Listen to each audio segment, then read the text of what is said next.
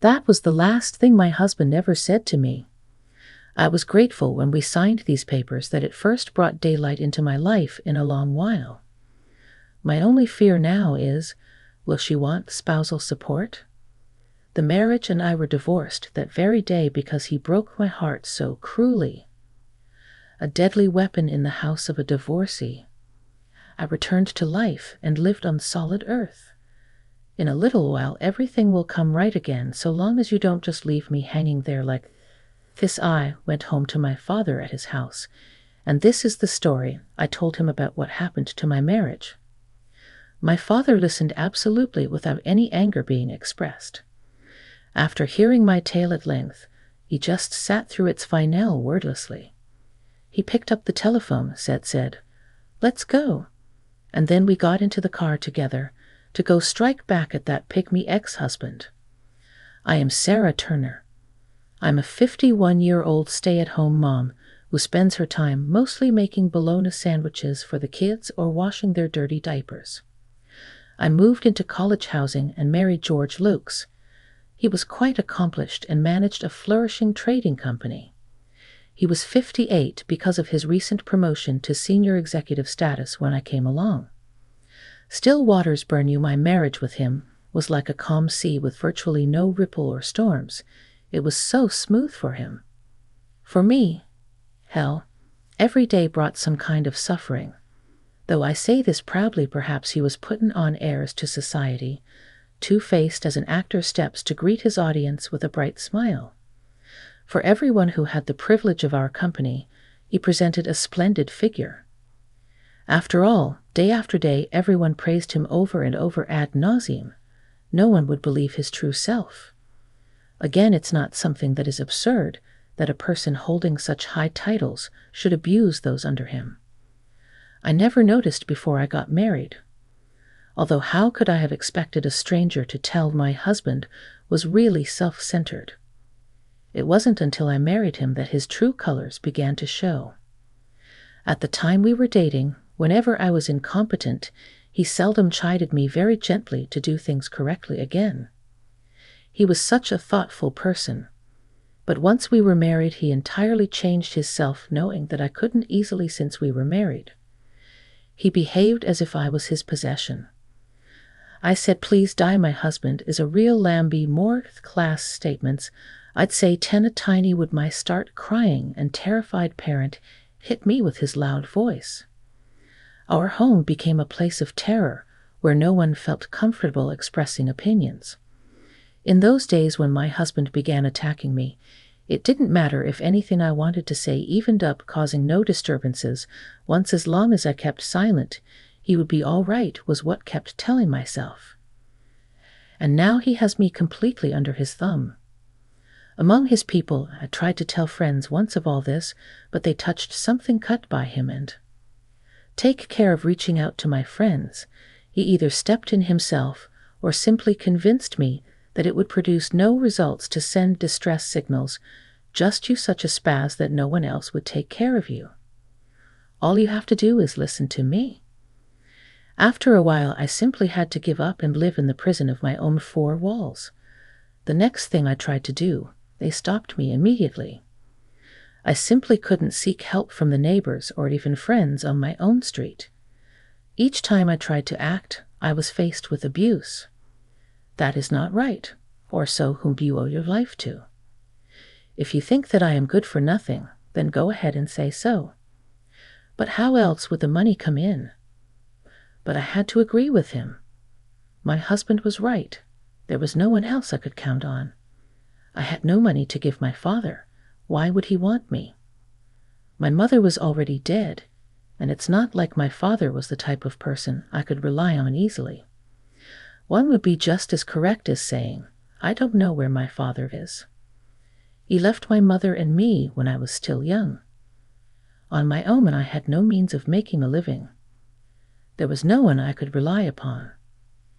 Little by little, I began to think that maybe I'll never be able to leave this place, and I came to believe it. Then she reached her limit. With that, my husband smashed me into the bed over a few unsuccessful bets, and I was so sick of the whole sickening farce that I finally told him, "Please, only for a bit of time.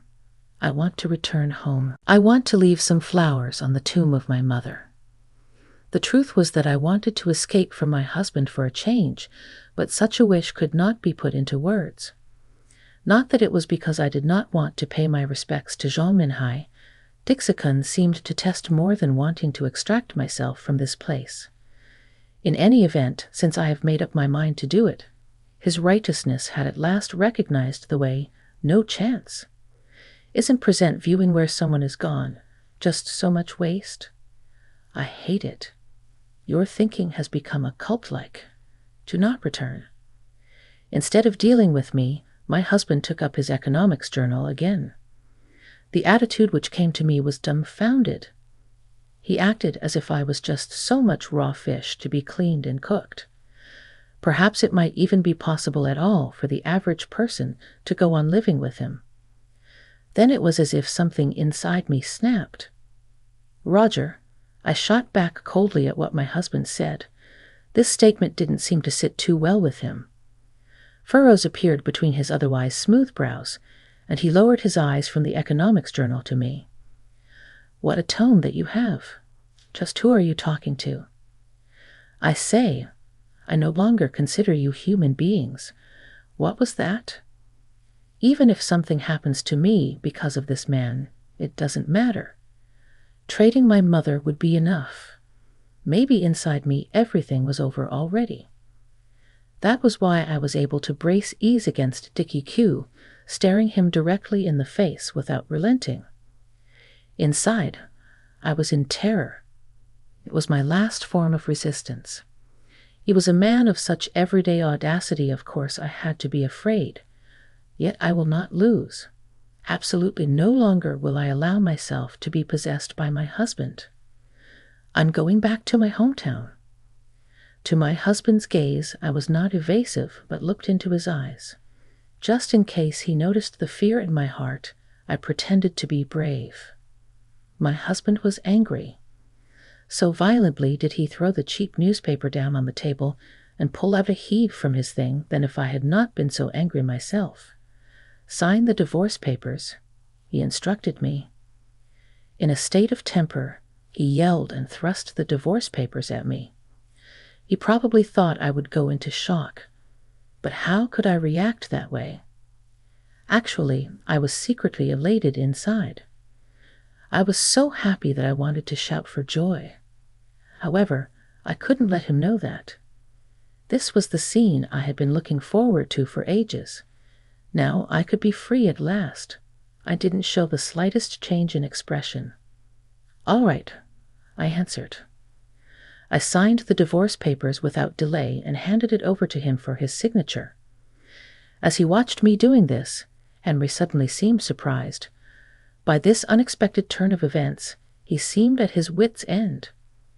Most likely he thought I would panic when he came up with the divorce papers. But that would never happen. This was a moment I had been looking forward to for years. I could hardly feel regret for the decision now. And so it was over. Our married life came to an end with that, and the divorce was completed at once.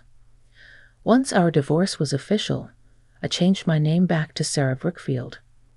Right after the divorce was finalized, I stood with another girl about my age and went to my hometown. Since my mother passed away, our old family residence was in a very run-down state, full of dust and altogether not in a fit condition for living. I'd never have thought how much effort it takes to get this place tidied up. As I stood in front of the house, I sighed deeply and something heavy went thud down from behind. "Are you alive?" At that sudden cry, I turned around and saw an elderly gentleman in a gray suit.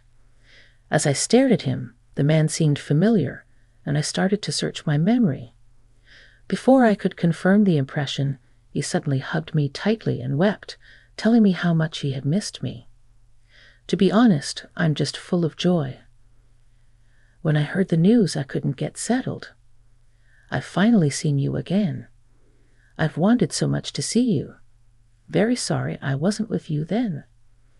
The old man continued crying and apologizing, thinking the whole time that I was someone else. When he embraced me, it felt like his strength was being made to demonstrate my existence. Sheer memories of childhood washed warm over me. Could it be? Father? He was obviously taken aback. Slowly the old man turned away from me and drew back. He stared at me through his tears. Could it be? Sarah? The old man murmured, scrutinizing my face and body as if to convince himself. I didn't recognize his voice or face, but the warmth and smell of his embrace made me instinctively aware of who he was, my biological father, Matthew. Dad, I've discovered it now. I've always hoped for this moment when we can meet, said I. My real father. When I woke up to the truth, I embraced my father. I didn't know where he was, though. His name was all I could remember. My mother would never tell me who he was and what his last name might be. Thorol, you're doing fine.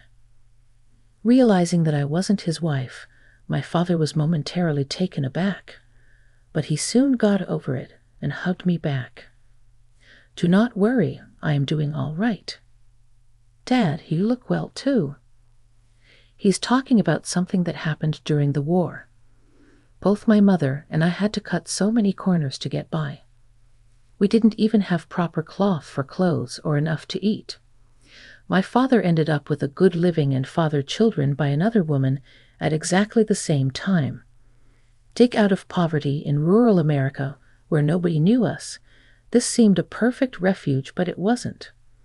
When one is the heir to wealthy parents far away and their son or daughter is caught in the act, it is impossible for a doting pair of grandparents not to mention just let that child slip away. And so it was. Without me ever realizing, it was around the time they took him back home that I'll always behave, answered my mother. Remember, back in the day when I was just a little girl, I once asked Mother, don't you feel about my letting your father go this way? Not particularly. But what about the way he just left you? Isn't that sad? I puffed like a puppy's cheeks at her, but Mother only stroked my head gently and laughed in gratitude. Look, Sarah, said my mother. You were left by your father. It wasn't his fault.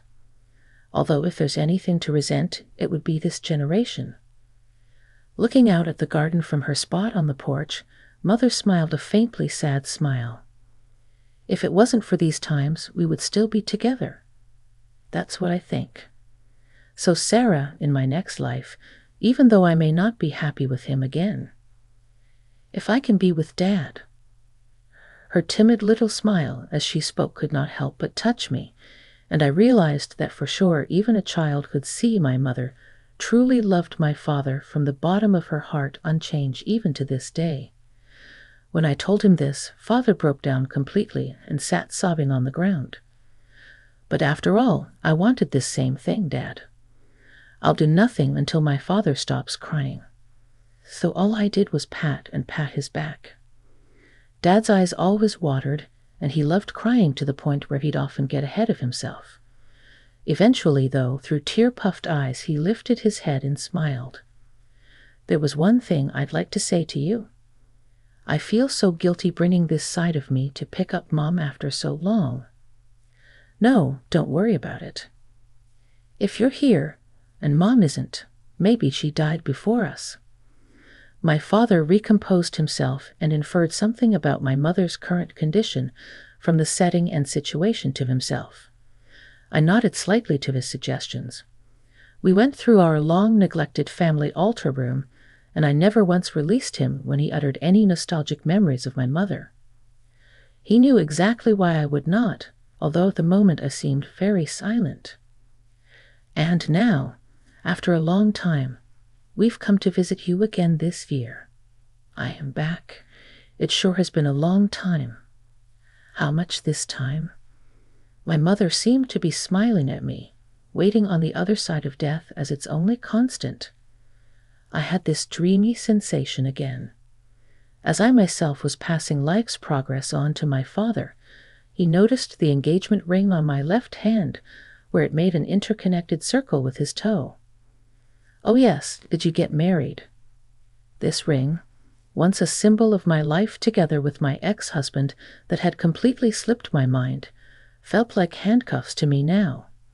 I just detested it. In front of my father, I took it off and threw it at him, only then answering his question. I was indeed, but I just got divorced. Divorced? How come? Do I tell the truth to him worriedly? It seems he is more likely than not believing anyway. My ex-husband may in fact be innocent. They may not grant me this request. Just as I grew to be full of apprehension, all of my anxiety inside seemed to communicate itself out onto the pail.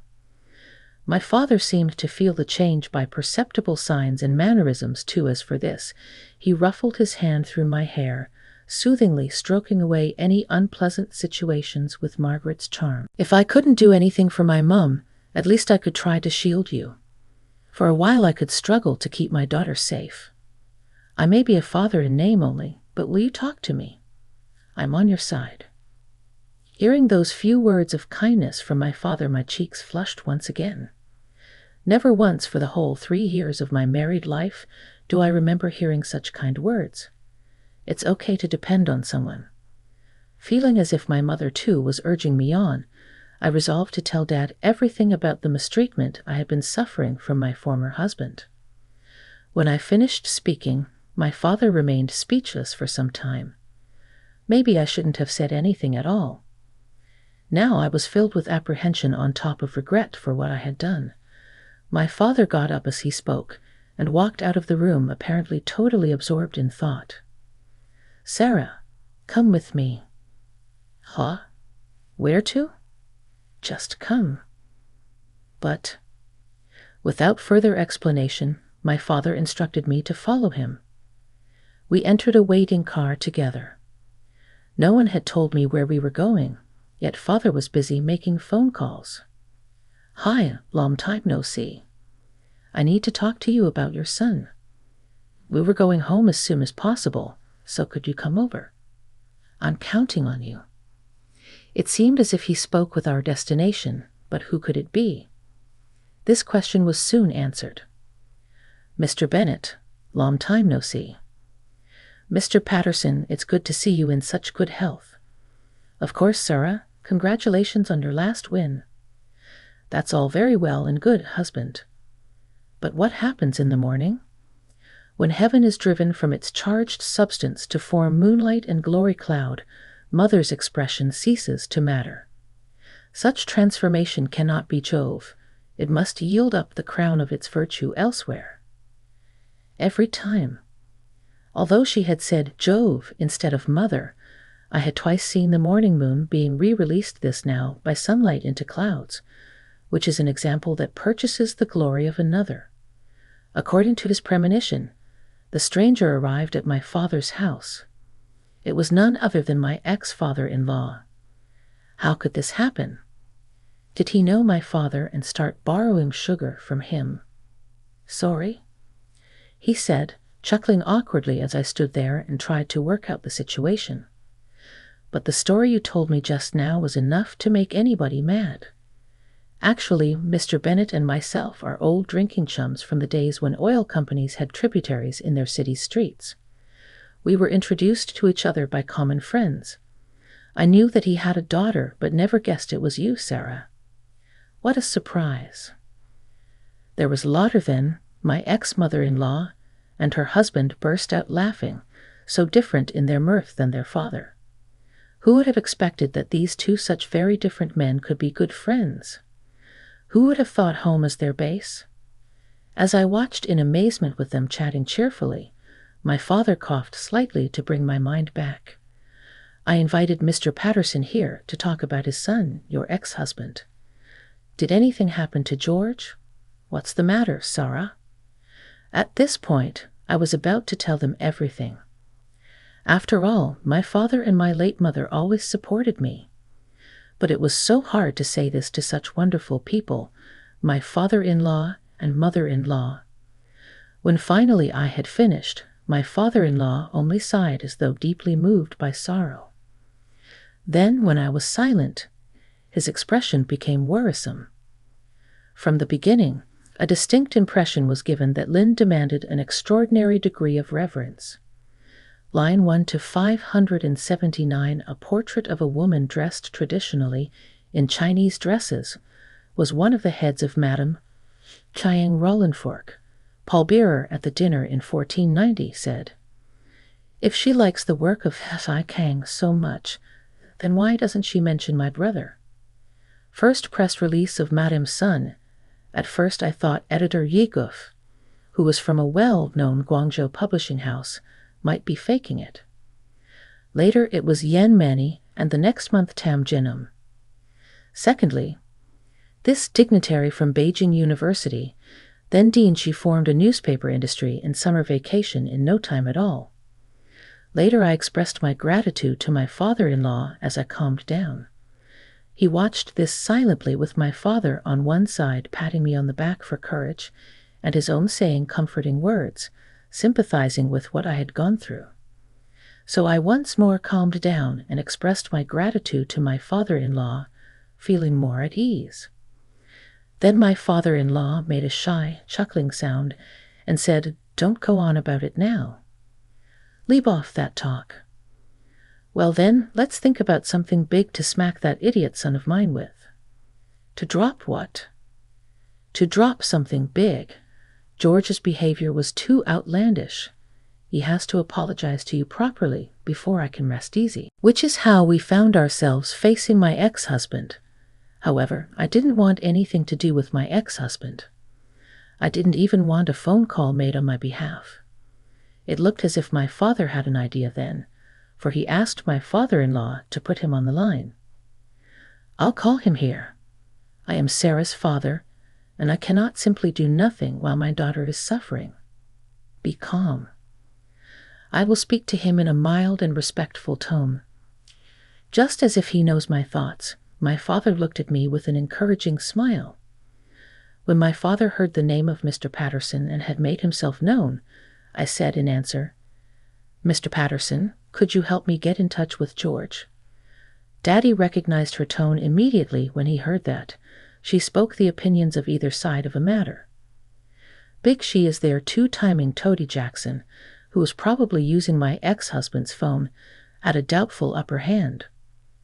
From the other end of the line, a skeptical voice, as though starting to quarrel, asks, "Who are you?" We are not even on speaker, so his voice is easily audible. My husband I called the strange tone in which he spoke to someone he had never met. Enumerately's reproof was enough for me to know this. Just come, that's all. A little surprised, I found my father all of a sudden very serious and harsh, in words my father usually spoke like water. At that, Jackson must have realized it was all up, for I could see he clamped his jaws together hard when he drew in a reluctant breath on the phone. That was all my father said, and then he quickly hung up on it and gave the phone back to my father-in-law. My phone began incessantly ringing after a while of peace. "Don't bother answering. We'll be there soon. Just ignore it." I obediently turned off my phone in accordance with my father's orders. Moreover, I myself didn't have the courage to call back. He could always beat me to the punch, leaving me completely at his mercy. It was just the way he was. My ex-husband would seize on any error I made and trumpet it to the world. That was inevitable. I could only groan helplessly when I saw what he was thinking. At last, after a time, my ex-husband came to my father's house as I told him. My father-in-law must have driven him there. Parking his car outside, he charged into the house and grumbled, "What's the hell going on, dragging me all the way up here? And who the hell was that old man on the phone?" My ex-husband shouted at the first chance he got, not at all concerned with his loud voice that made my flesh crawl. He looked at me and began shouting again. "Sarah, why did you not pick up my calls? I tried so hard to call you, and just now you just hung the phone up on me. You think you can do anything like that to me? My father came forward in front of the angry ex-husband, as if to shield me. You're really annoying, old man, aren't you? No way, but you ought to know. I don't like the way you speak to Sarah.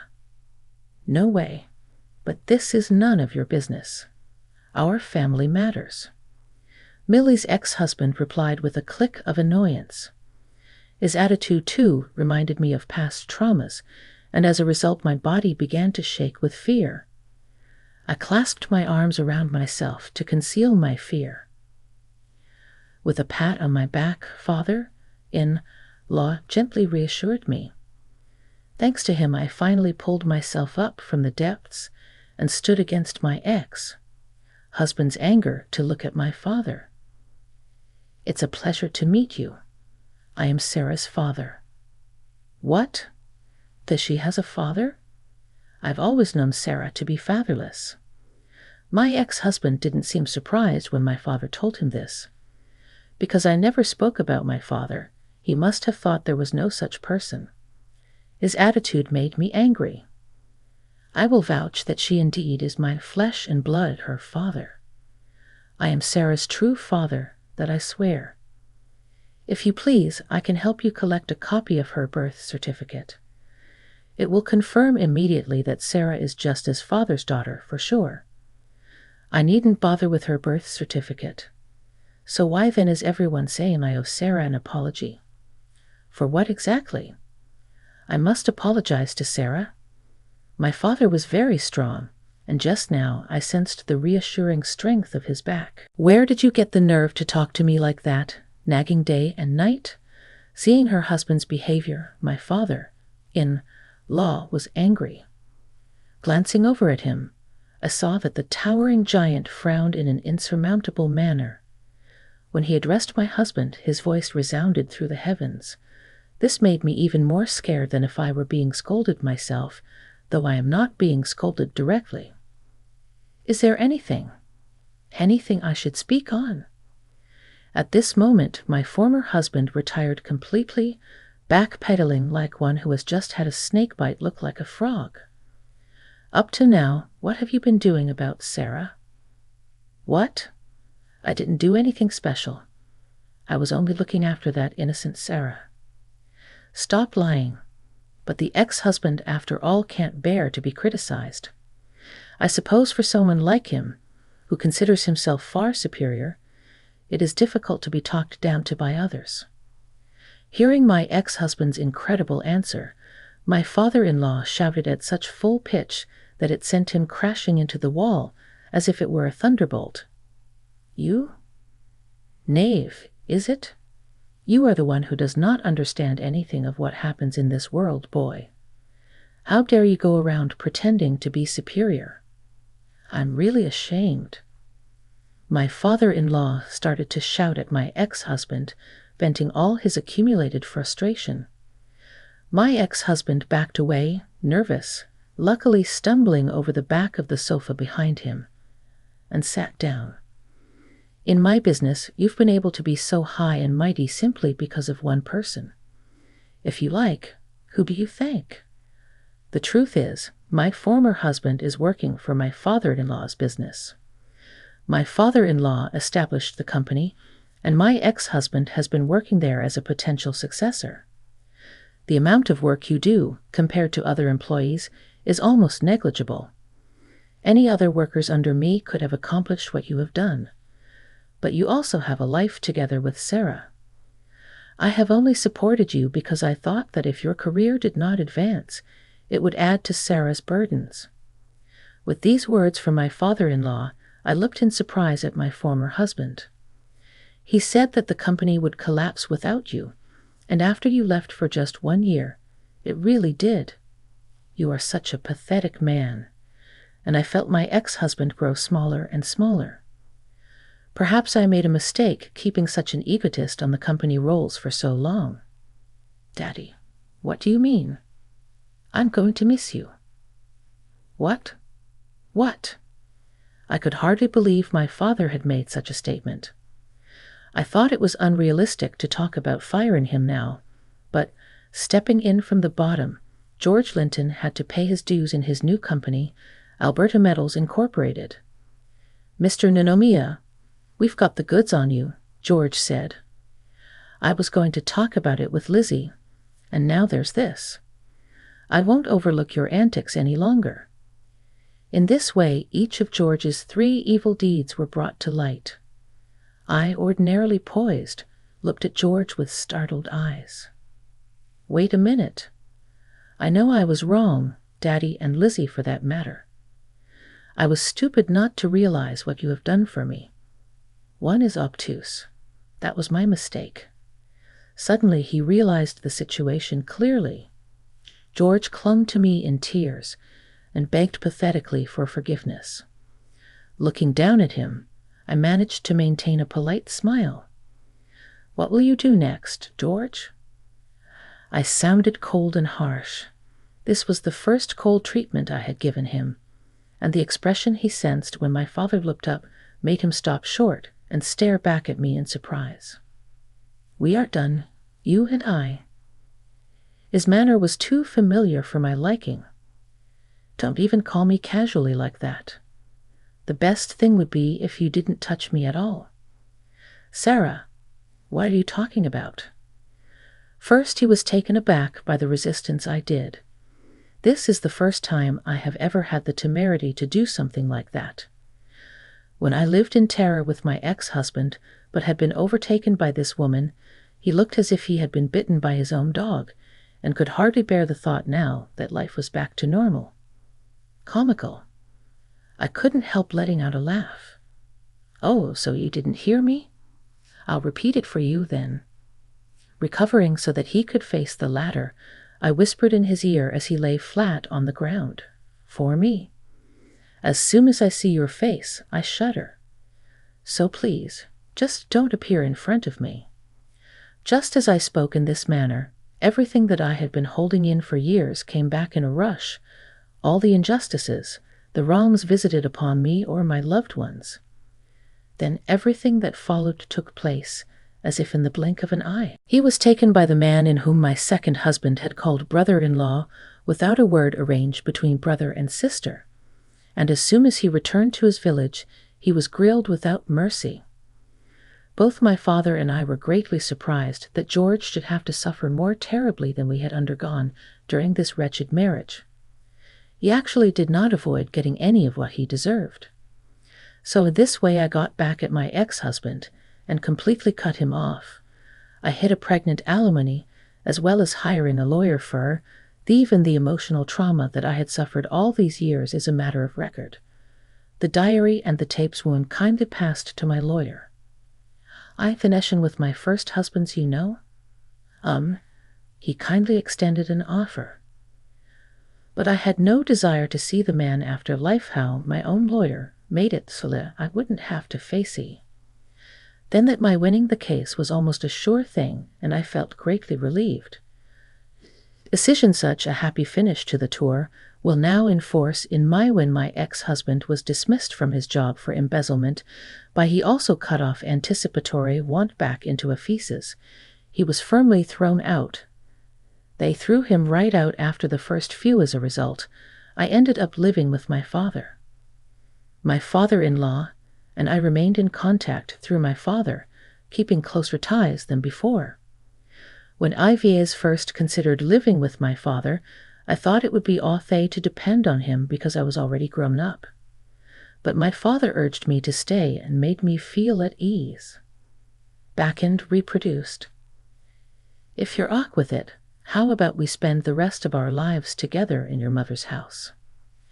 Now, with these words having been spoken, my father and I how much ever journeyed about, in preparation for the time we had not spent together as a family before. Yet we got along as a close family, father and son following in the king's wake, of course. And not just in these United States, but also a stroll to the far east sleepily, traveling in the shoulder months of traveling all over the country. Looking line with my mother's hobbies, and thus memory of this trip, I'd always carried along an 8x10 picture to show off big, beautiful places even.